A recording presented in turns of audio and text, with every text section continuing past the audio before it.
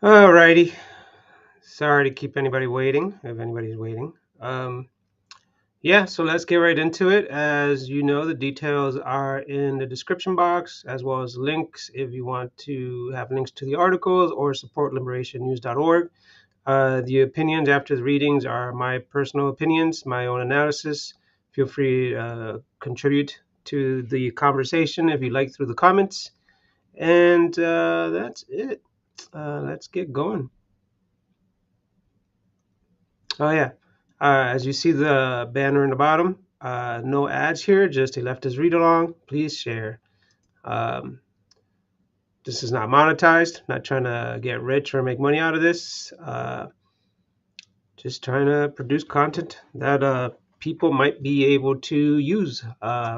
Some people can't or don't have the time to read all these articles, so you can listen to them here if you'd like. But I do suggest you click on the link and help support liberationnews.org.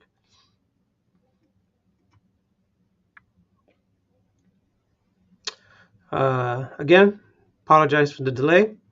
I was drinking some of my, not drinking, I was making some of my favorite chai tea with a little almond milk. What else is there to say? I couldn't find any chocolate, so it's just tea today. And the date is the 27th, which means the articles I will be reading. There was a PSL statement on the 21st, so let's get going with that one.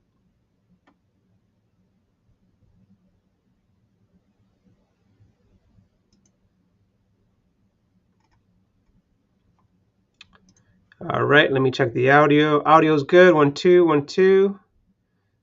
You guys can see the link. Let me open up my extra viewing panel here.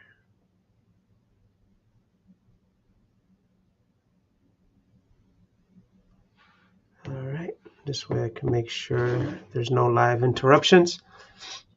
Okay.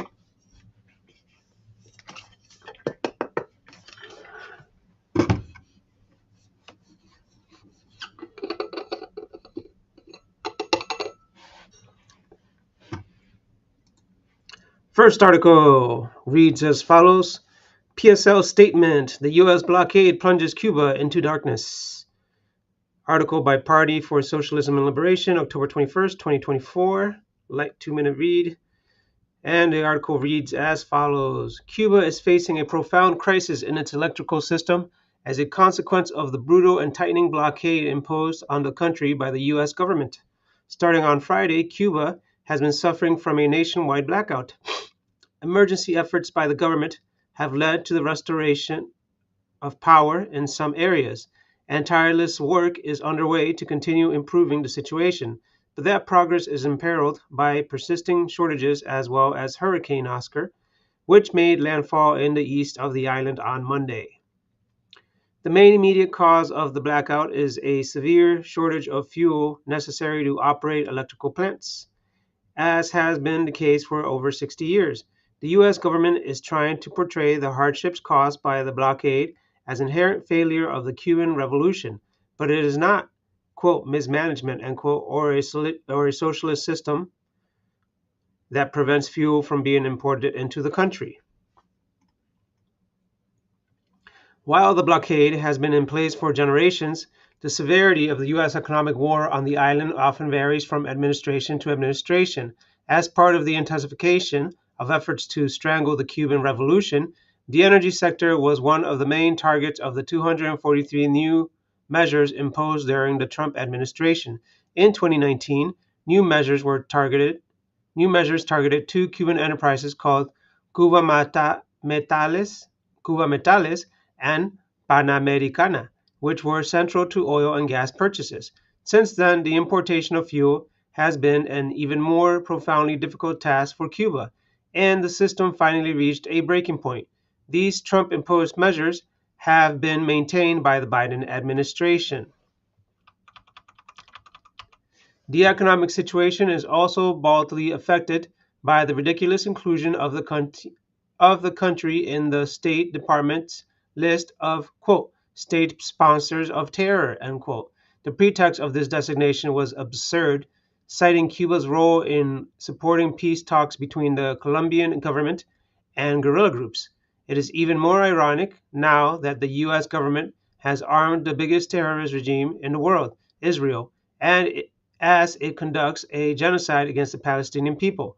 Like the 243 additional measures that tightened the blockade, the, quote, sponsor of terror, end quote, designation was imposed by Trump and upheld by Biden. The cruel economic war on Cuba aims to make life unlivable for the Cuban people and engineer a situation that would lead to the overthrow of the revolution and its socialist project. There is no limit to the amount of suffering the U.S. government is willing to impose on the population in order to return the country to its old status as the de facto colony of Washington and Wall Street. It is up to people of conscience in the heart of the empire to step up the pressure on the Biden administration to reverse the 243 Trump-era measures, cancel the, quote, state sponsor of terror, end quote, designation, and end the blockade once and for all. All right.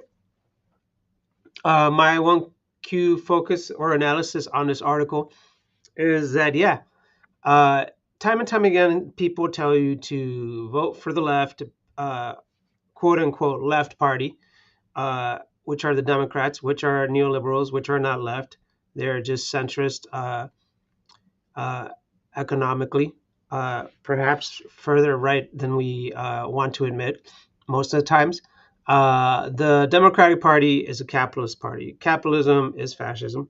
How do I explain that? Because every capitalist system is based on colonizing and enslaving and plundering and exploitation of resources. Take, for example, America. Take, for example, South America, the Americas. The Europeans, the Spaniards, they came over, they colonized, they genocided most of the Native Americans, the indigenous people, and they took all the resources, all the land. So if that's not fascism, I don't know what is. So when we talk about voting blue or red, why? What's the difference? Why would you vote for them? Look at what Trump did, and then look at what Biden supported. And most Americans, whether ignorantly or consciously, said that's cool as long as it's not Trump doing it. We'll vote for Biden, right? That's a huge problem in America, in the psyche of America, in the culture of America, which has been driven by propaganda that capitalism is the ultimate tool of advanced civilization. When in when in reality, it actually has reversed our humanity while advancing technology for the ruling class. Um, yeah, so definitely support Cuba. I wish there was a way uh, for Cuba to hopefully Cuba will be able to make uh, treaties and negotiations with BRICS and come into the new age of solar power, perhaps, where they're not depending on producing oil all the time or buying oil, but just maintaining batteries and panels and cables. Uh, but yeah, then in the meantime, I know there is a link for PSL to fund or help restore Cuba. So make sure to look into that. I can actually look at some information right now. The link is provided. I'll be donating what I can today as well. Uh, it's called the Let Cuba Live. Donate to urgent humanitarian aid. I'm going to provide the link to this in my comment section. And maybe it'll go through, maybe it won't. It looks like it went through. Um, yeah, so please follow the link if you can, and donate to Cuba, whatever you can for the Let Cuba Live. Donate for urgent humanitarian aid. Uh, hopefully, Cuba keeps thriving by through its perseverance. That it will not be dominated by imperialism, and it'll be a beacon of light for the Americas to show that there is a way better than capitalism, uh, along with like places like Venezuela, which have, I believe, are joining the BRICS and will be negotiating with BRICS. Venezuela that has nationalized its oil and that it's has brought people out of poverty, that is educating everyone, reducing literacy, reducing homelessness, kind of following in the steps of China, what the China Communist Party did to uplift the people. And obviously, due to demographics and culture, it won't follow the same playbook, but it'll be a lot similar, which is generally just socialism for the people, uh, to benefit the people, and not capitalism to benefit the ruling class at the expense of the working class. Okay, let's move along here.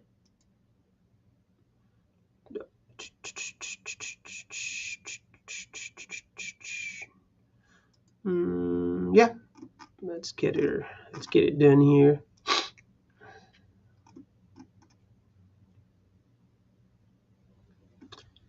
All right, so it looks like there's maybe 3 or 4 articles to get through here.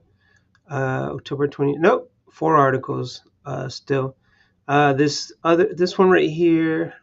Uh, don't mind me. I always check my audio to make sure my audio is good. So just take a second. Check, check, 1, 2. All is lovely. Let's move along. Little tea break.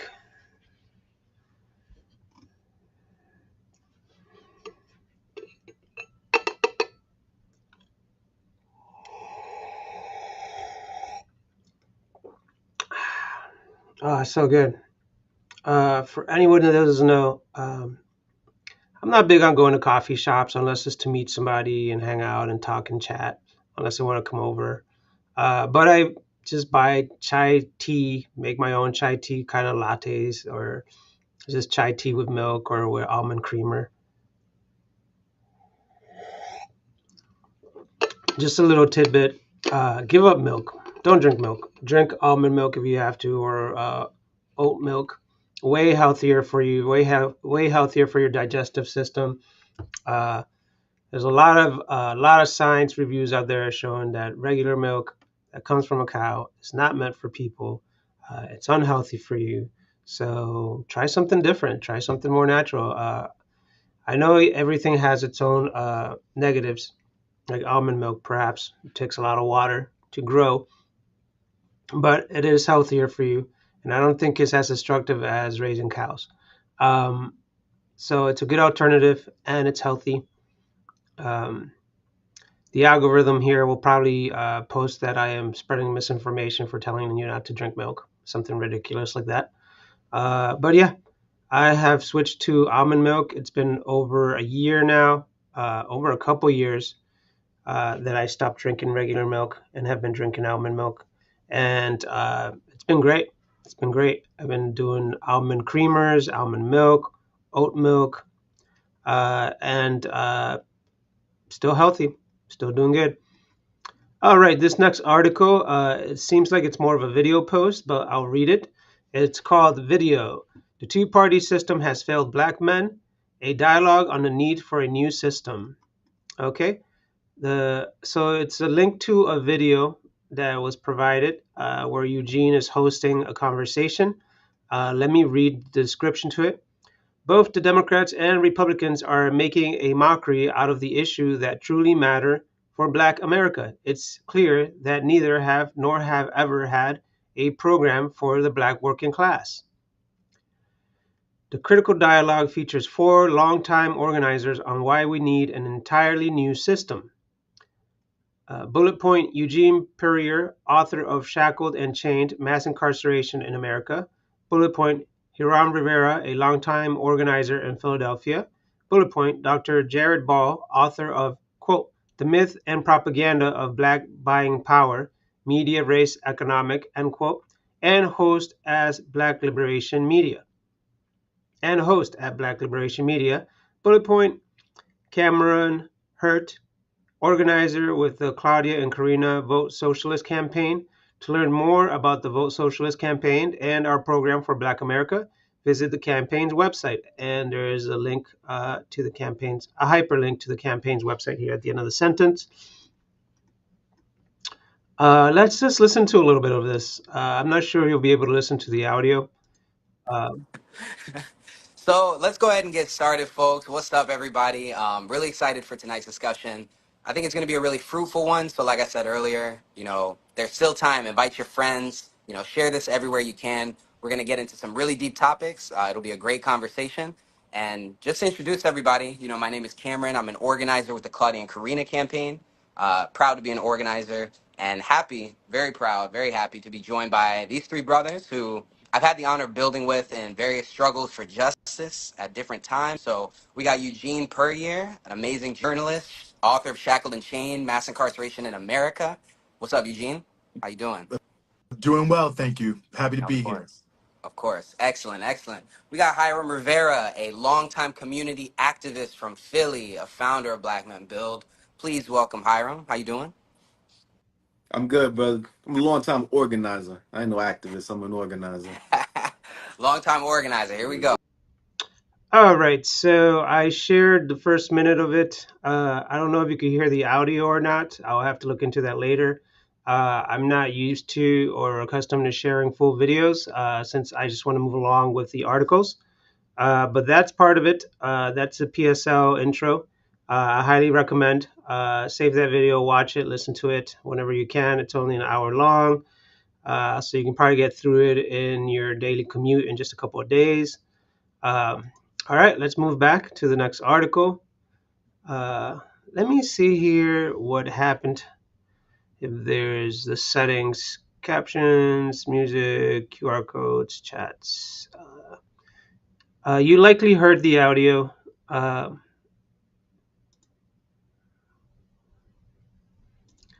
I should have probably checked when I shared the screen if it was available.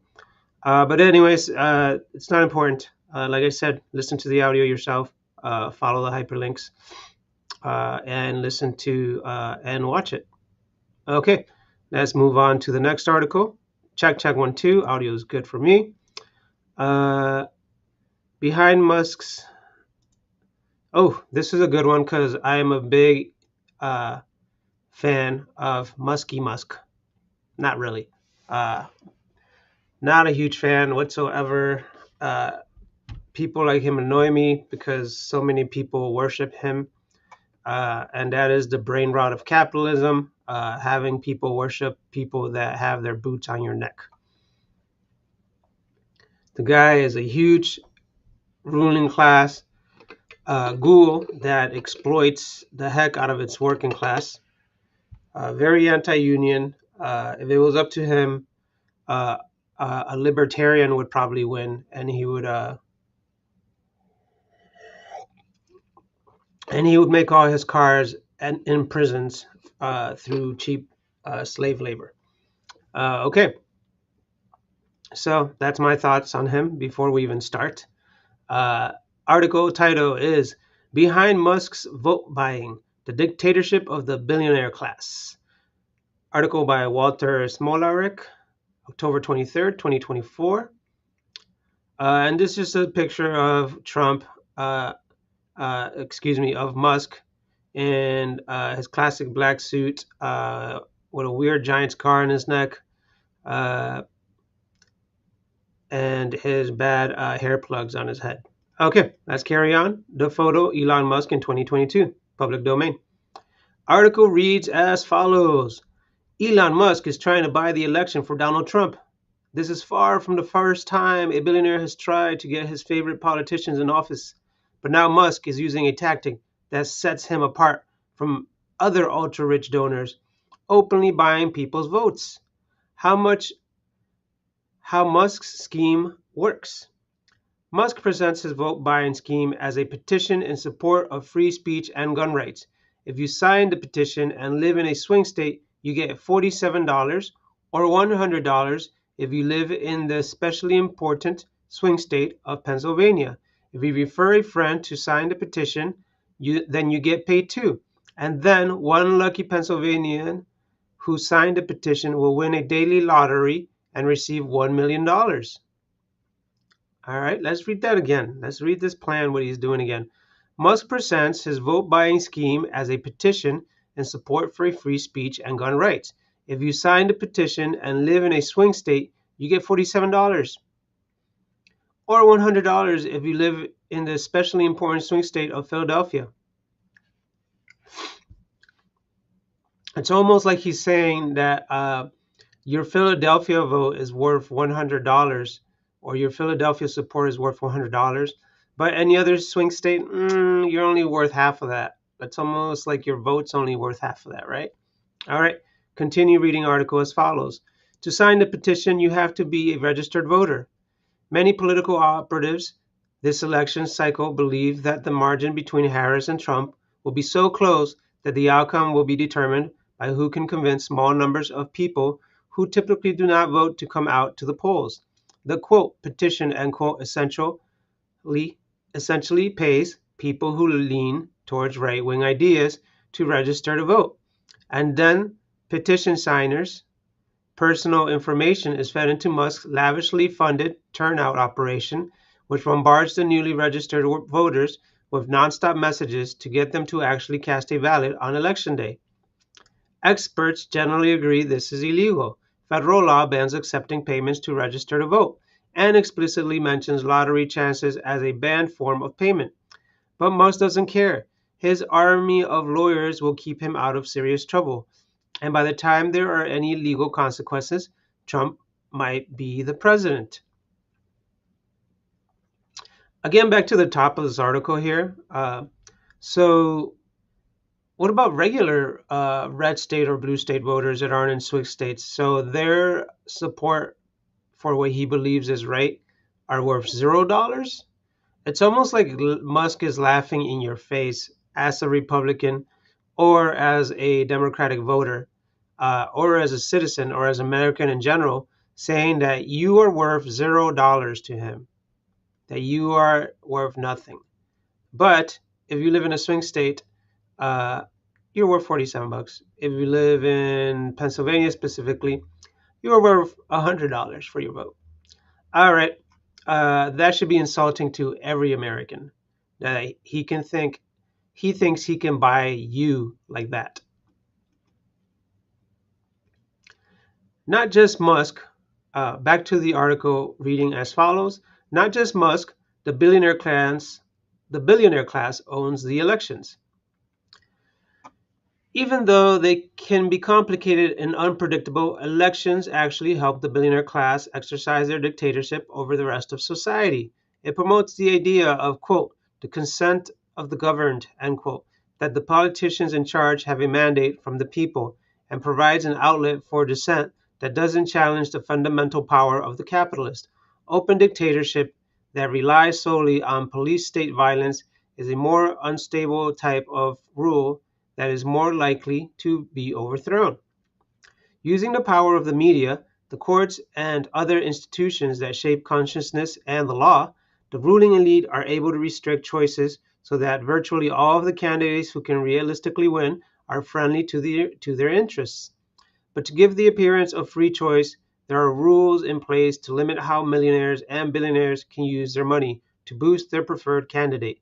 But these rules have gradually broken down in recent years.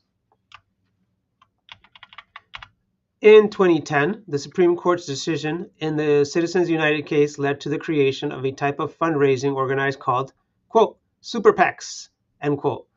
PAC stands for Political Action Committee.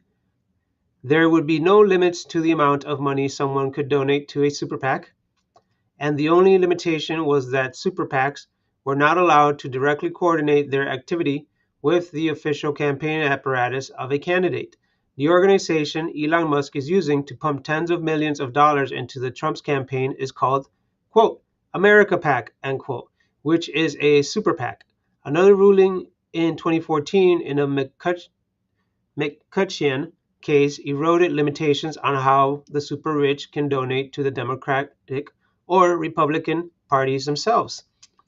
There were always loopholes that allowed super PACs to de facto coordinate with campaigns. For instance, a campaign could, quote, leak, end quote, a key strategic priority to the public, and then a super PAC would fund and ad campaign addressing that priority shortly thereafter. Earlier this year, lawyers for the right-wing Senator Lindsey Graham were able to get the Federal Election Commission to further loosen rules for how super PACs and campaigns share data. The only way to get money out of politics is socialism. The trend towards more and more blatant election buying is a logical outcome of a social order where such a huge amount of wealth is concentrated in so few hands. If a tiny handful of people are able to accumulate such enormous amounts of money, of course they will endlessly look for any loophole to exploit and find ways to put the money to use influencing the direction of society. Control of government policy offers capitalists a massive return on investment. Elon Musk's companies, for instance, rely heavily on government subsidies. Trump's tax policies also promise to be extremely favorable for Musk. Are we supposed to believe that any billionaire would just sit on their hands and hope for the best when their vast fortunes are at stake? If we want to break the political dominance of the billionaire class, we have to confiscate their stolen wealth. Elon Musk has never built, designed, tested, or maintained a car or rocket in his life. Why should he enjoy any unimaginable fortune that allows him to buy politicians and elections? We can get money out of politics, but only if we end the capitalist system that makes money the very essence of politics. All right. So I'll base my analysis on this last part of the article here. Uh, that's right. Elon has never invented anything. He is not an engineer. He's not a programmer. He has practically either bought companies or funded them and told other people what to do. In this case, when we talk about billionaires, it's like you have to rationalize what a billionaire is, how much money that is, how long it would take you to make that much money. What the billionaire is really a ruling class ghoul, uh, becoming richer and richer, hoarding more and more of the wealth by exploiting the working class. By not, how do they exploit them? They exploit the resources that the government subsidizes through laws that are not just. They exploit it by being anti-union, by exploiting their workers, underpaying them, or stealing wages, which is called wage theft. Uh, so, as ruling class, we live in a plutocracy, and the ruling class manipulates and makes actually the rules that the politicians create into bills. Uh, there is no reason why anyone should be proud of a billionaire. Like you're being proud and celebrating the most ghoulish of mentalities in humanity. Don't forget that humanity is one of the only species that kills for wealth and for greed. Most animals in the world out there just kill for survival, for necessity, but we don't. We go beyond that. So how are we supposed to be better than regular animals if our capitalist system has taught us that death is good for profit, that wars are good for profit, that people dying through health issues when we have the resource to fix them is good for profit. That is ghoulish. That is not the best of humanity. This is the worst of humanity. And for people like billionaires to not have caps on wealth, it's also ghoulish. Like, dude, if you're already making $1 million a year, you already won. You're successful. Be happy that you're making $1 million a year, and anything else that gets taken away from you, so what? Like you need more than $1 million a year to survive. There's people living on 50K. There's people living in starving wages for like 20K, 15K a year, and like we're supposed to feel bad if somebody caps millionaires' wealth. Like they're not going to keep producing. They don't produce anyways. The workers produce. The working class people are the ones that produce. Like Musk could disappear tomorrow. He can be blipped out of existence, and the workers would still keep producing electric cars. Like it doesn't matter. The engineers inventing and designing these cars would still be inventing them and designing them. Uh, Contrary to popular belief, a lot of people don't do things just for money. They do things because they love it. People become scientists because they want to learn new things, invent new things. People become doctors because they want to help people, because they want to heal people. Yeah, it's good that they make a good amount of money, like over 100K a year or so, but that's not necessarily why they get into it. I'm sure a lot of people, if they were just to have a free education and affordable housing, wouldn't mind making less as long as they didn't get into debt to become medical doctors. The same with teachers. That's a great example. Teachers are obviously underpaid. Teachers are greatly underpaid, and a lot of them still love their jobs, and we definitely don't support them enough. Uh, there's no reasons why teachers should have two jobs, or why they should commute over an hour to get to the schools that they teach at, because they can't afford to live in the nice neighborhoods. That's insanity. That is capitalism, total insanity. All right. So that's why we support the socialist movement and socialist programs, because as Claudia de la Cruz says, we need to seize the means of these top 100 companies in America. All right. So let's move along here. Next article is going to be in a few seconds. Let me take a quick break here. Setting this up. Let's see. Look at me. Look at my hair. I, I combed it too nicely today. That's absurd. There we go. A little messy. That's more my look. Right. Hope everyone's having a great Halloween weekend. I think most people are celebrating Halloween this weekend. Uh, I like Halloween. I like holidays in general. Even though I don't, obviously, for me personally, I don't believe in ghosts and supernatural beings and stuff. But it's fun. It's fun to cosplay, I guess. Look at this. Why is this all? Hmm.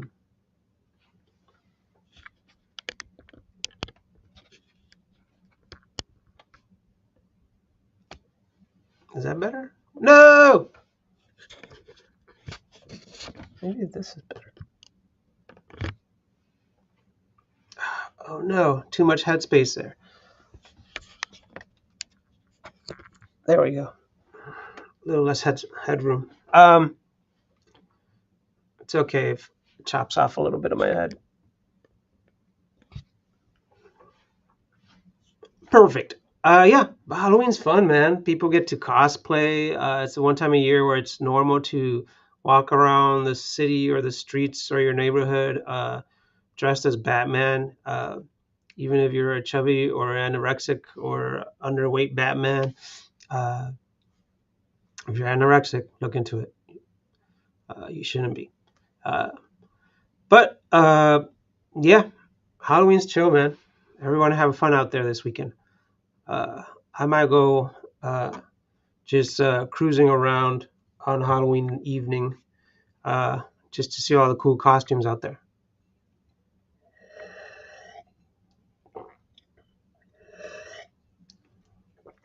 Yeah, so Halloween's on a Thursday this week, I believe. So I don't know if people go and party on a Thursday necessarily around here. That's usually how Hollywood did it. West Hollywood would do like the big block parties on the very Halloween night. So I know a lot of places out here are doing it this weekend, but I guess you should do it uh, that very night.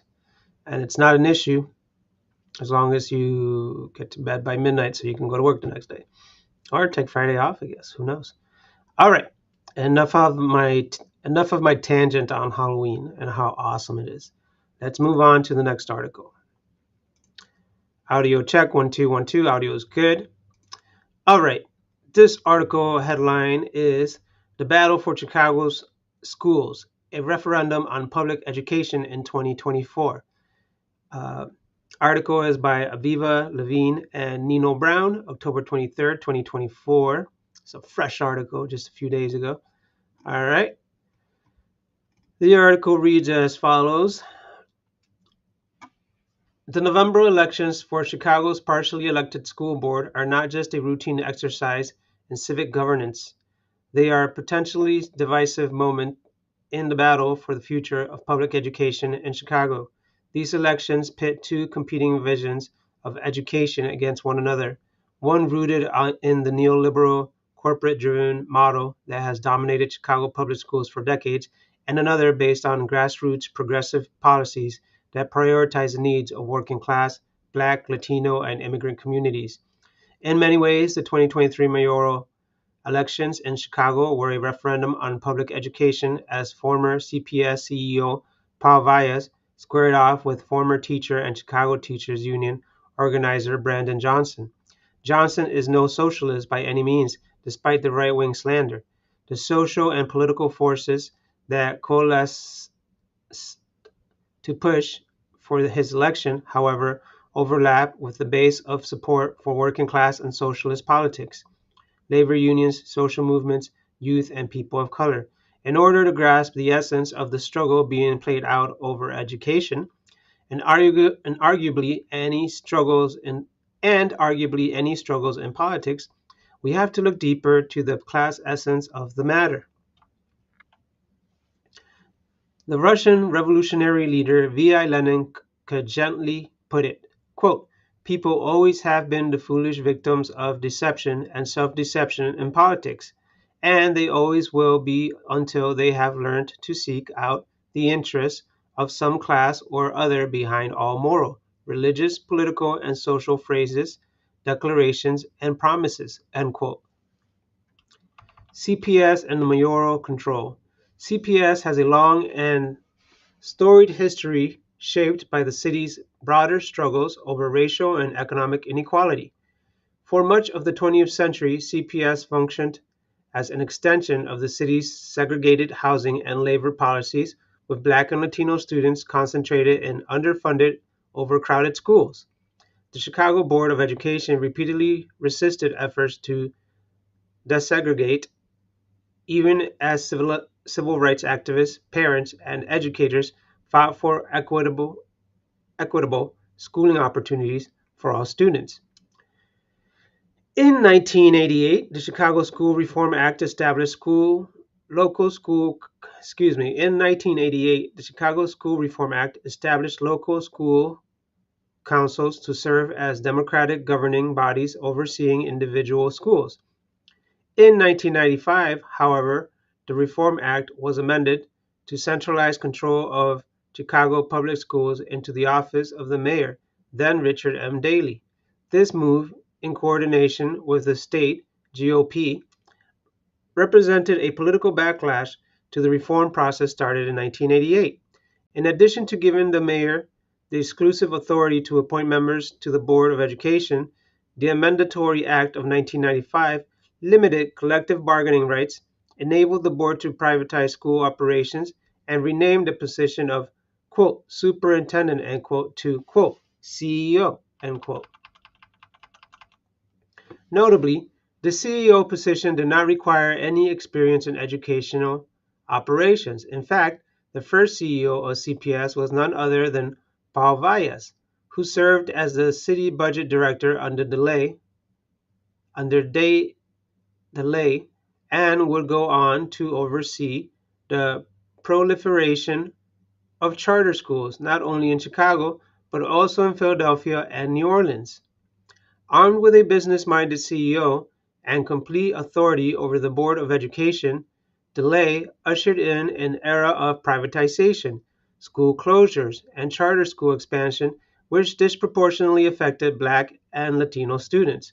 Subsequent mayors, most notoriously Rahm Emanuel, continued this assault on public education by closing 50 schools in 2013 and implementing budget cuts that devastated neighborhood schools while siphoning resources to charters, turnarounds, and other privately operated public schools.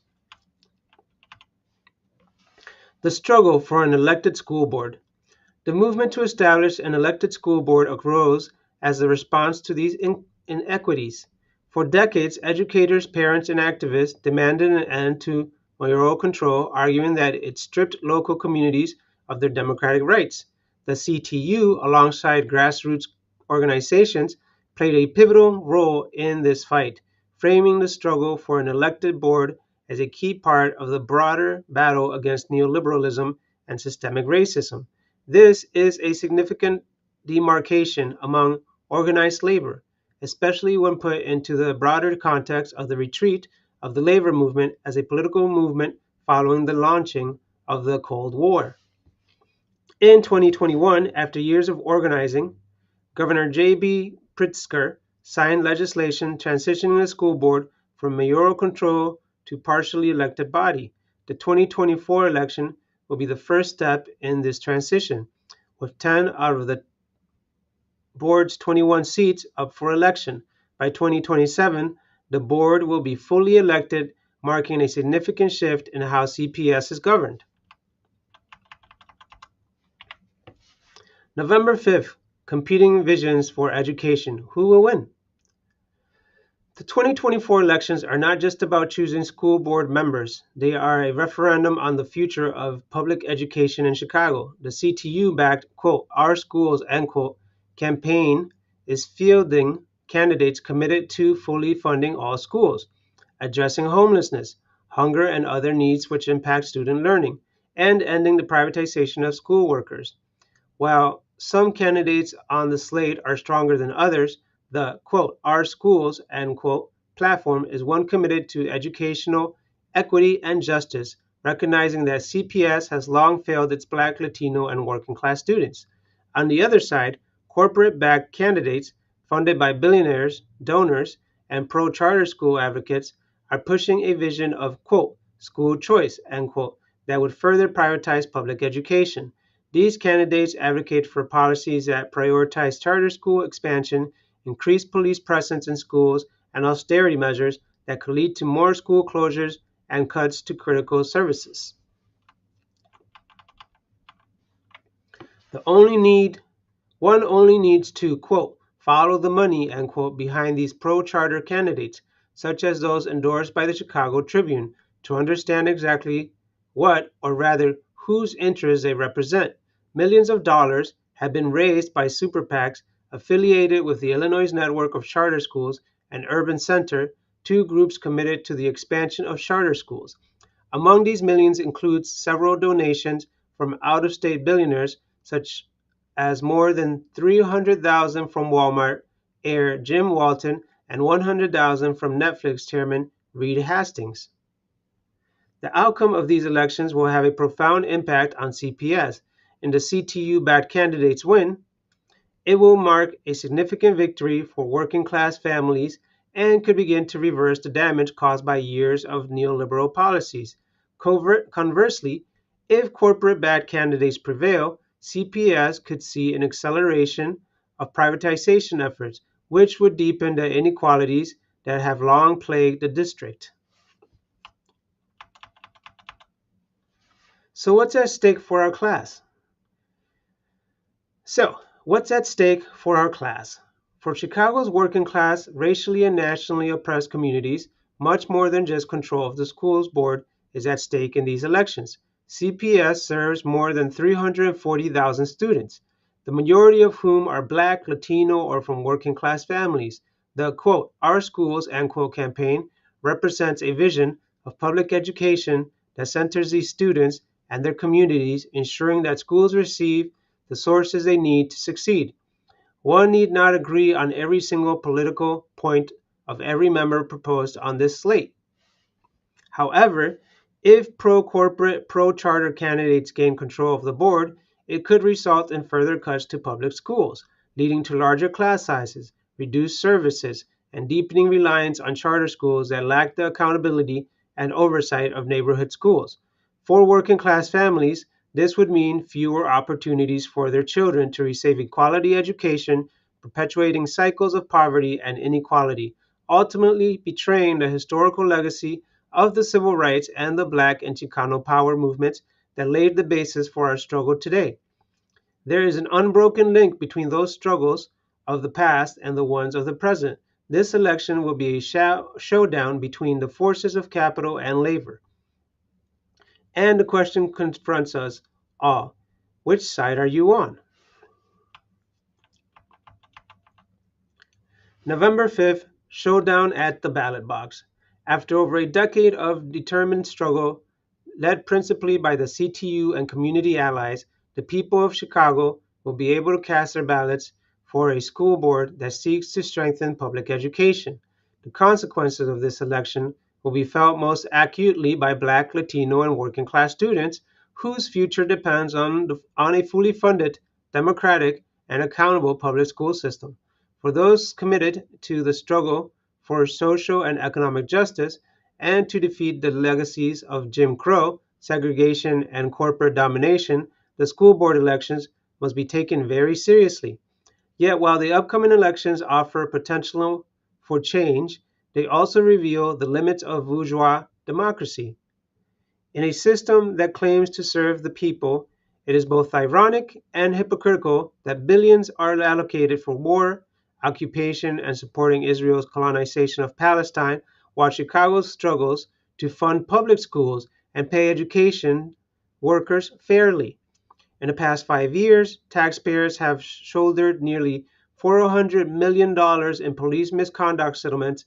Meanwhile, Illinois Treasurer Michael Frerichs continues to invest public funds, at least $120 million since 2014, including $30 million added after October 2023 in Israeli bonds, diverting crucial resources from local communities to support genocide.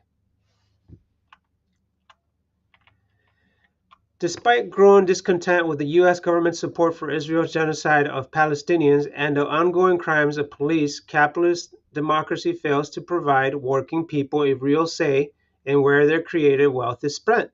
The struggle to fully fund public schools, both locally and nationally, exposes capitalism capitalism's contradictions, and anti-democratic nature. Revolutionary socialists must unite teachers, students, and families, emphasize the class dynamics, intensify contradictions between workers and the ruling class, and build cohesive movements to win the battle for democracy. The wealth to fully fund our school exists. What's missing is the political power to seize and allocate it for the benefit of the working class. Feature photo is of community activists demonstrating in supporting of legislation calling for an elected representative school board in Chicago in 2017.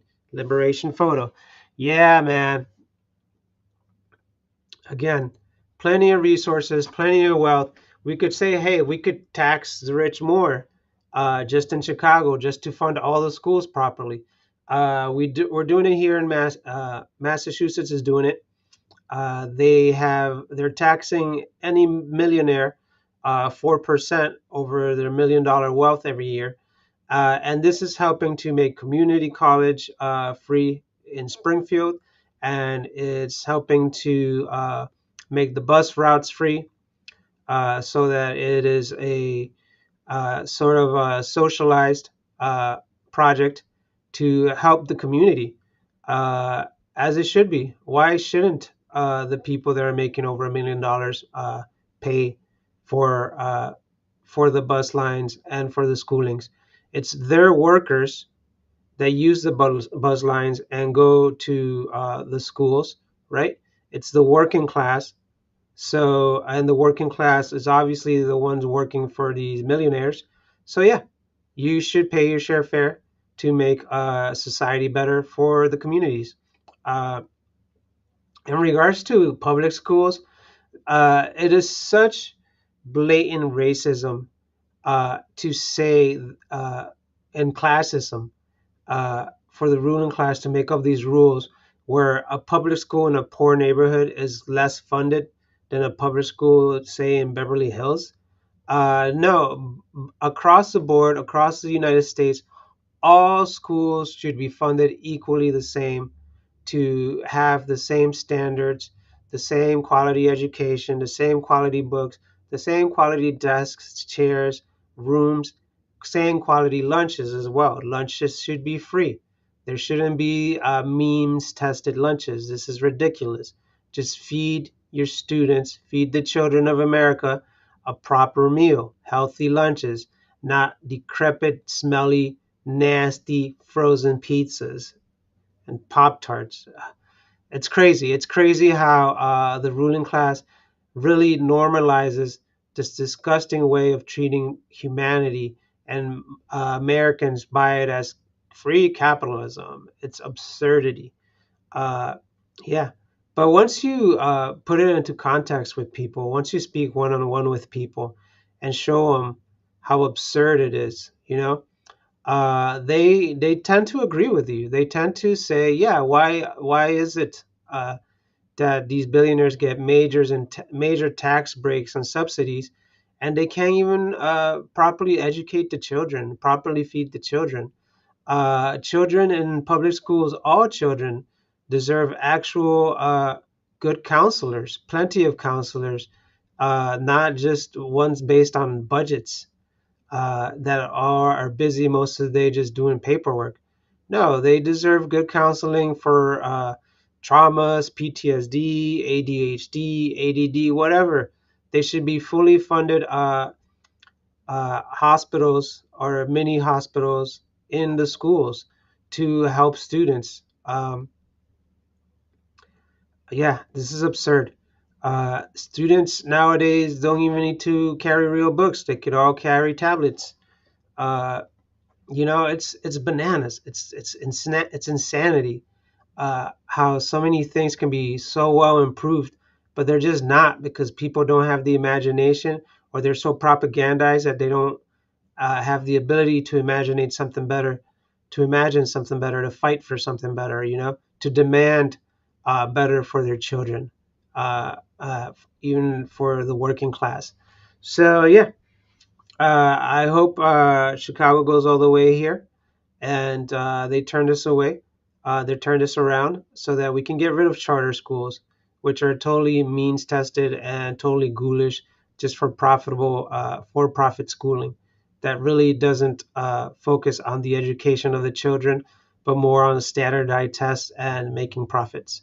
Down with charter schools. Send your kids to public schools and educate, organize, and mobilize. All right. Right. That is my thoughts on that. We're going to move along. Battle for Chicago. So there is this Ohio's Attorney General. Okay, so I can read this one. What's that? I saw a little picture here that I like. California Prop 6 will give prisoners. Okay, I read that one a while ago. That one was a great article. More militarization, more deportation. Harris, Trump united against immigrants. Yep, they're total ghouls. Okay, give me just another minute to move along here, and I'm gonna try to play here with the, let's see. So if I choose this, also share out tab audio. Okay, so it did have audio. I was just confirming that the video that I was sharing had audio. So let's move along. I'm gonna take a quick break um, and come back in probably 2. I'm gonna fix my hair. All right, be right back. Let me put it right here. Ya vuelvo en 2 minutos.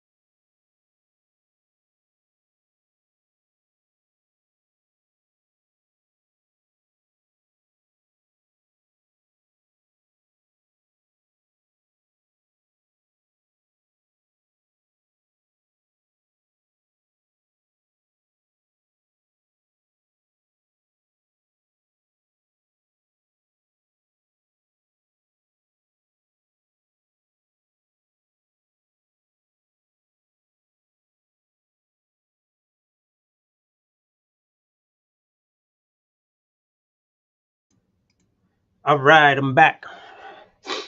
Um, you can't see it from here. I lit a candle because I'm getting in the Halloween mood. Oh yeah, let me turn off the light too.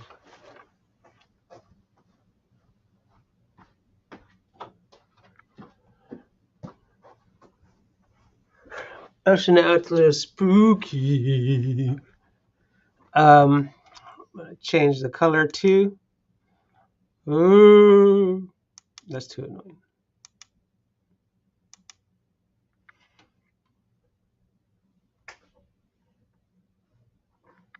What you see flickering in the background is my candle. I wonder if there's orange.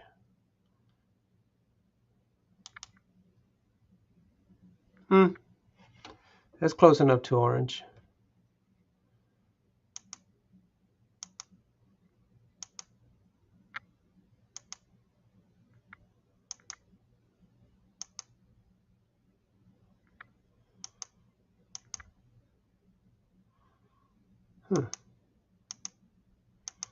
There's a lot of choices here.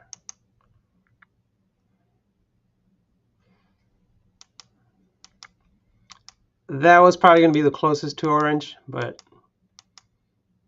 that's too spooky.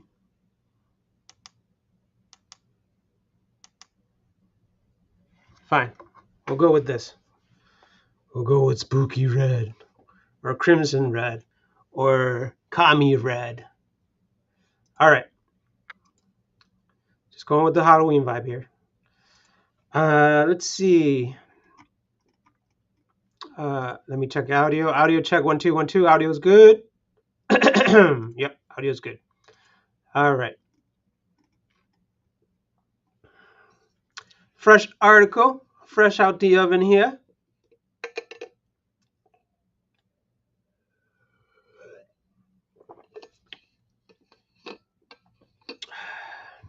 Article title: Ohio's Attorney General uses anti-BDS legislation to attack divest movement in Ohio.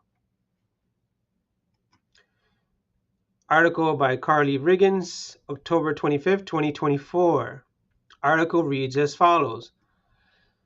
On June 4th, Ohio State Attorney General David Yost directed a threat at one of the state's largest counties. Quote, Ohio stands with Israel. Cuyahoga County should do the same. End quote. Yost's threat, issued in a letter to the county executive, came after the introduction of a county resolution to urge the county's investment advisory committee to end investments in all foreign nations, including the State of Israel. This resolution was introduced after extensive organizing and pressure by Palestinian activists in Cleveland, the county's most populous city. The Cleveland Palestine advocacy community channeled momentum from a long struggle to pass a ceasefire resolution in City Hall into a campaign to demand the county government cease funding a genocidal apartheid state, and that any proceeds from non-investment be used to support initiatives that support the citizens of the county. Importantly, Cleveland is one of the most impoverished major metropolitan areas in the country, with a poverty rate 2.5 times the national average. CPA's success is pressuring county council members to propose the resolution, and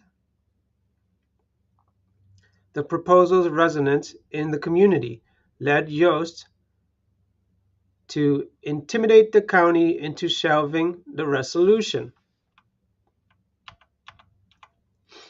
In Ohio, more than $330 million are currently invested in Israel, $80 million of which comes from county governments. The state of Ohio and the Development Corporation of Israel have had a close relationship for decades, but in recent years, the state of Ohio, led by Yost and State Treasurer Robert Sprague, has intensified its financial support and codified their relationship in law. According to the state treasury reports, Sprague has invested $95 million in Israel bonds since October 7, 2023. This drastic increase in funding aligns with the pro-Israel agenda of the Republican-dominated State House. All of this investment is part of the deep connections between Ohio's public and private bourgeois institution and the Zionist project, a relationship that has been carefully cultivated by Ohio's pro-Zionist billionaire and business interests. In coordination with Sprague's increasing investments, Jost encouraged Jost encouraged universities across Ohio to weaponize an old anti-KKK law against student protesters during the Solidarity encampment. He also joined forces with dozens of other attorney generals to intimidate Rhode Island's Brown University out of voting for divestment. Despite Jost's repeated attempts to intervene in local politics, several Ohio counties, such as Lucas and Summit, have responded to community demands to divest. Ohio's sweeping anti-BDS legislation. A high point in the effort to silence Palestinians' voice in Ohio's politics was the passage of the anti-BDS law, Ohio House Bill 476, which went into effect in March 2017 and prohibits state agencies from entering into contracts with entities that engage in boycotts of Israel.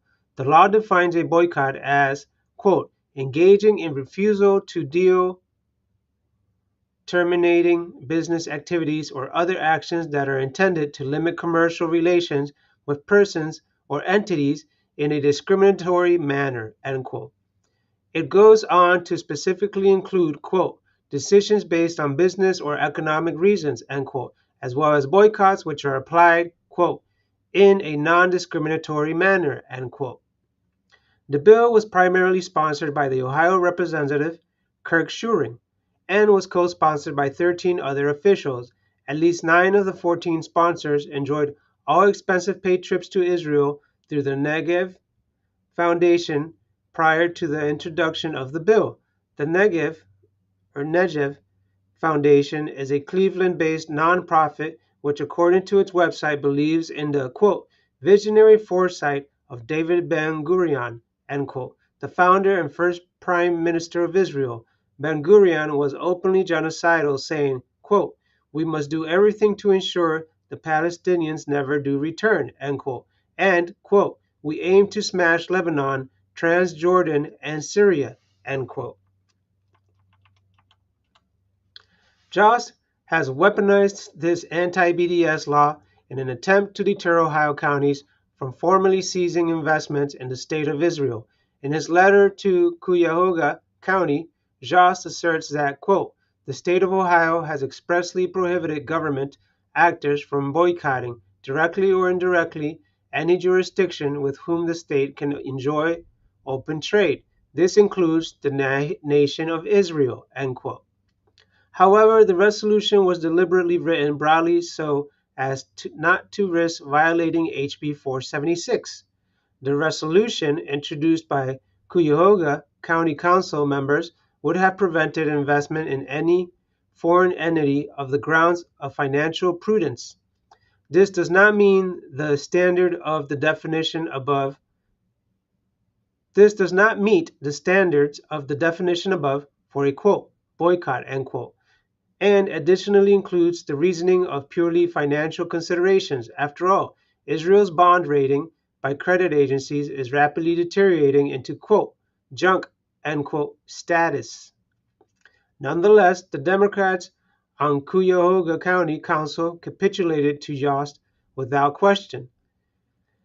This deeply flawed interpretation of the law also led officials in other Ohio counties to claim they cannot divest. Bourgeois parties unite to support Israel. These quick surrenders of Democrat counties to the Republican State House demonstrate the unity of the bourgeois political class, the bourgeois. I always have issues like really saying this. Okay, let me start over. These quick surrenders of Democratic counties to the Republican State House demonstrate the unity of the bourgeois political class and the complicity of their two wings in the Palestinian genocide.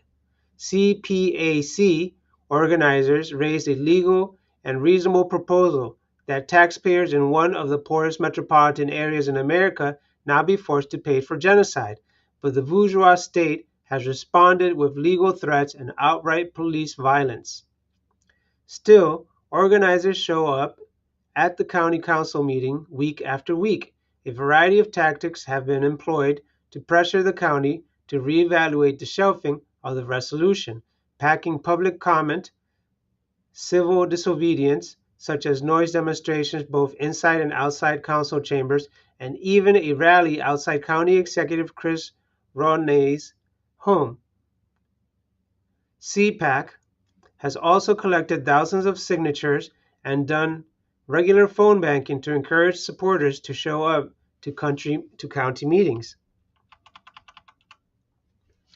This is only one hurdle in the larger fight for divestment from Israel across the country. Organizers across the state of Ohio are continuing the struggle against funding the apartheid state in their school, cities, and counties. Lucas and Summit County councils have both verbally pledged to a strategy of non-investment in their county meetings.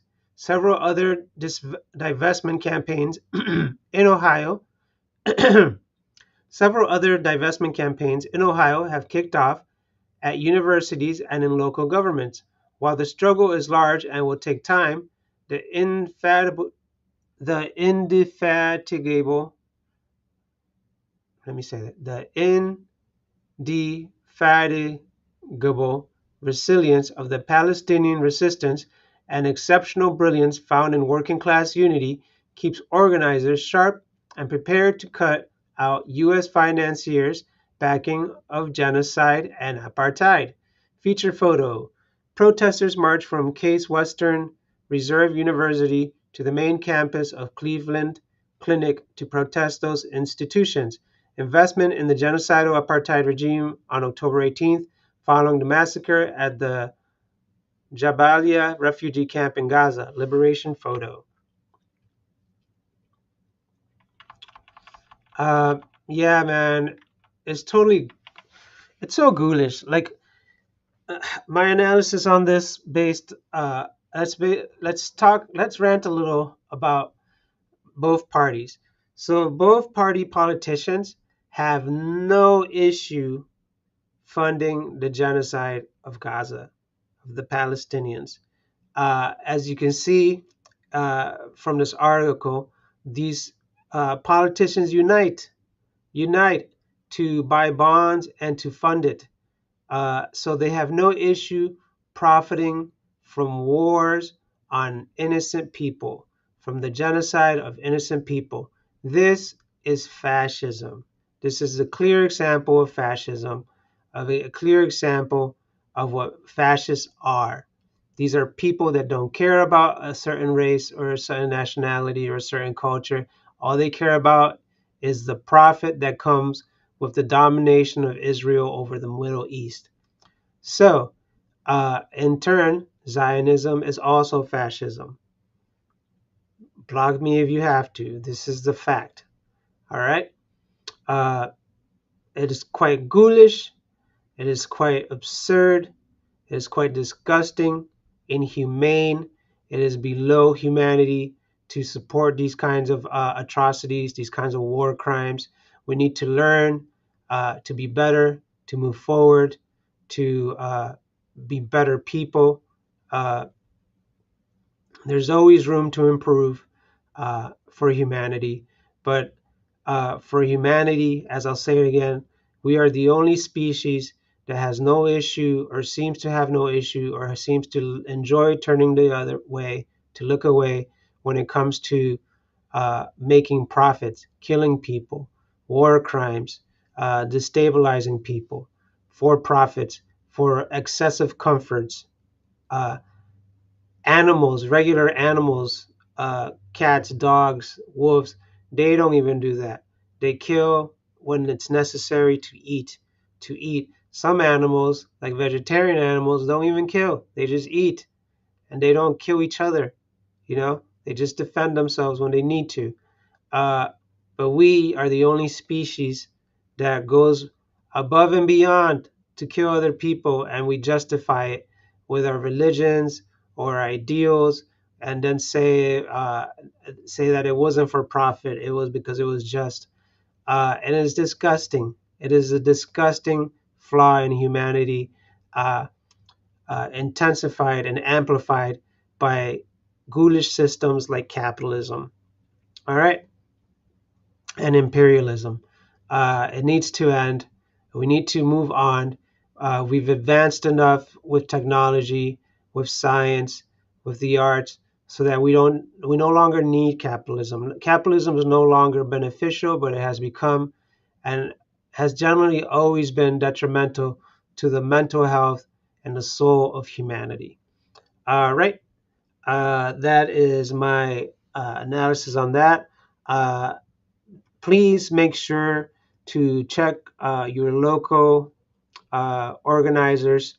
Uh, check your Free Palestine organizers in your area to see if there's any boycotts, any rallies, any marches, and any way to make it clear to the politicians in your neighborhoods that you do not support it and you will not support them if they are trying to fund any kind of genocide.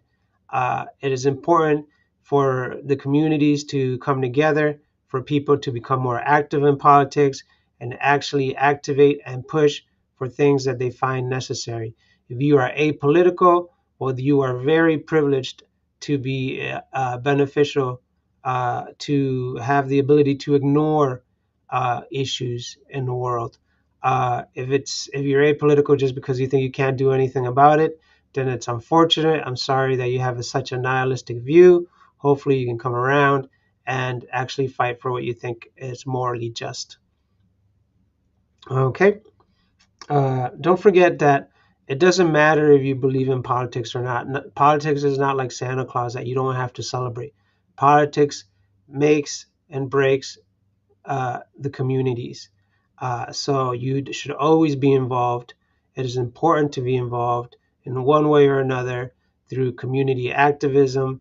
Like I always say, join a group to educate, organize, and mobilize so that we can actually push for a true democracy in our society, for true democracy around the world, and a democracy worldwide that benefits everybody.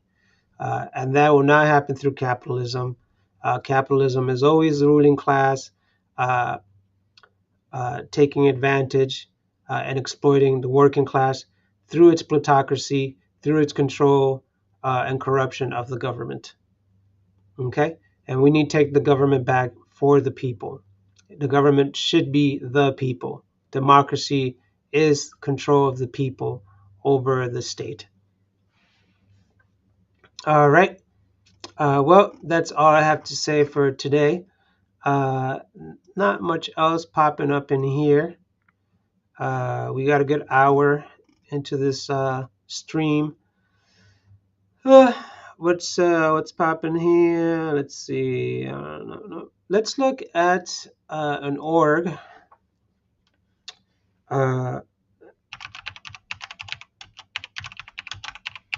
let's see. The Palestine Solidarity Campaign.org. There's Find Protests to Stop Genocide.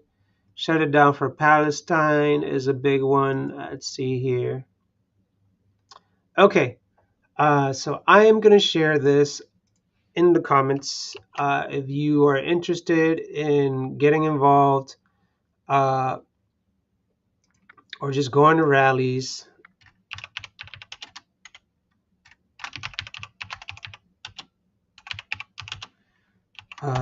then look that up. Look up Shut It Down for Palestine. They organize rallies around the world. They are collecting money. So here's the actions link. Let me share. I won't post it. I won't share it on the screen. Actions.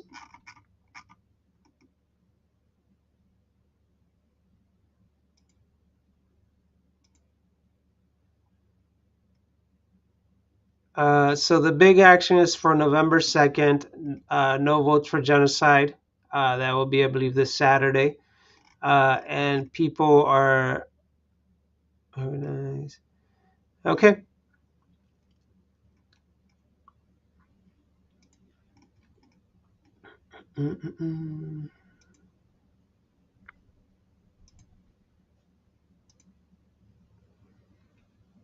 All right, so that's one of them. You can either donate to them or you can get in touch with them to find out what actions are available, or you're going to easily Google rally in your local area for Free Palestine. That will always work. Bring up a bunch of rallies as well. You can follow their Instagram. They'll be posting a lot more too.